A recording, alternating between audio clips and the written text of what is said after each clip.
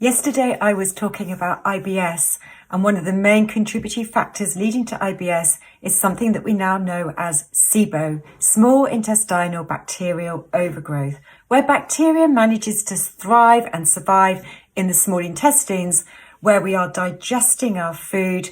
The bacteria feed off this food, creating gas, discomfort, bloating, and the gases that are produced are considered to either cause and contribute to diarrhea or constipation type symptoms. So what can we do about it, and why is this bacteria thriving in the small intestines?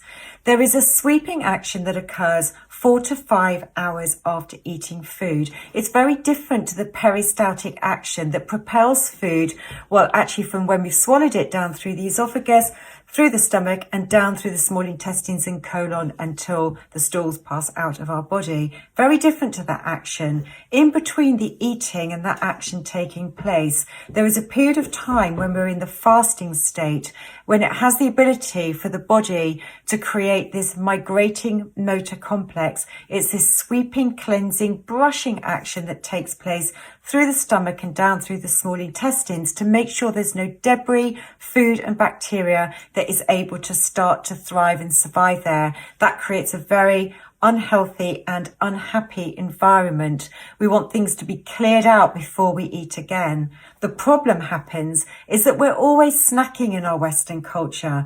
We don't really give ourselves those 4 to 5 hours between eating to allow this action to take place that takes place over 90-minute cycles.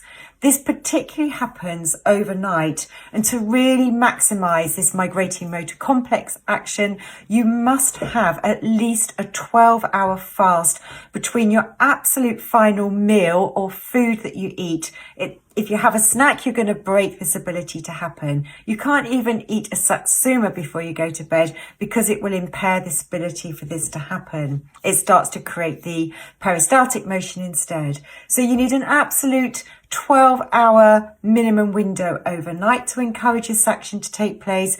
You must allow 4 to 5 hours between eating your main meals during the day to really enable and maximize the ability for this action to sweep away debris and, of course, that potentially pathogenic bacteria, and to stop it thriving in the small intestines that can lead to this SIBO situation that is the main contributor today of IBS.